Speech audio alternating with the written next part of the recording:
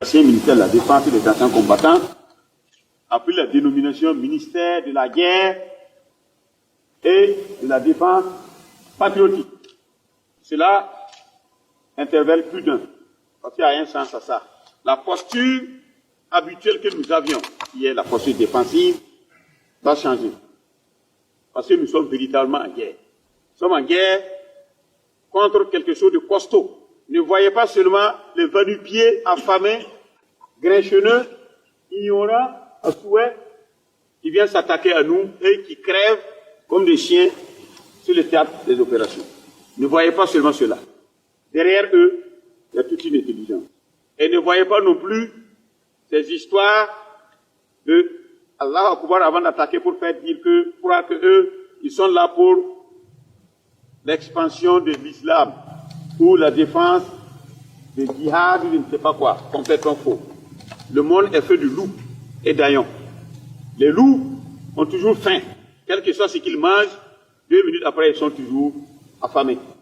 Et ils ont toujours besoin de manger les autres, d'avoir les ressources des autres pour exploiter, d'avoir un confort de vie.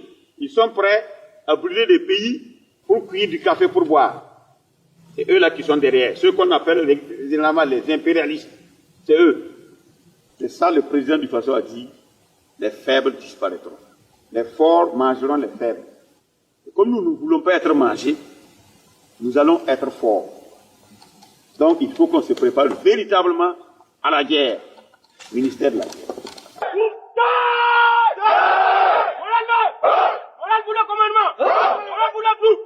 Et dans cette même lancée, il faut que la défense de la nation incombe à tout un chacun. Civils, militaires, femmes, hommes, enfants.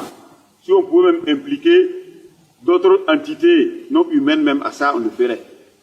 De sorte que tout le monde soit préparé à défendre ce que nous avons de plus cher, ce que nous avons d'essentiel dans notre vie, dans notre pays.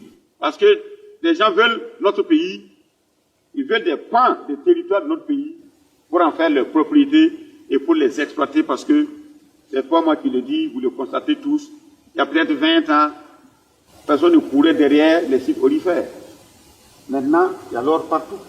Tout le monde devient orpailleur. L'or là, il n'est pas apparu par miracle. Il a toujours été là où il est là. C'est pas qu'à un moment donné, en 10 ans, l'or a coulé quelque part, venu se mettre dans les cailloux là. Non. Il a toujours été là-bas. Et ceux qui sont en train de corrompre les petits égarés qui nous combattent aujourd'hui, c'est dans l'espoir de s'en accaparer. Mais nous ne laisserons pas faire. Vous ne laisserez pas faire. Parce que c'est votre propriété. Parce que c'est notre propriété. C'est la propriété de tous les populations. Et je ne connais pas quelqu'un parmi nous ici qui va avoir sa cour, sa femme et ses enfants, et un violeur va venir entrer dans la cour pour violer ses enfants, pour s'en prendre à sa femme, pour s'en prendre à ses biens, et puis il va lui dire, c'est bon, viens prendre le calme à la paix. Non. Il va défendre sa famille, même s'il faut qu'il meure. Donc, à l'échelle des nations, c'est comme ça aussi qu'il faut réfléchir. Et c'est comme ça que nous réfléchissons.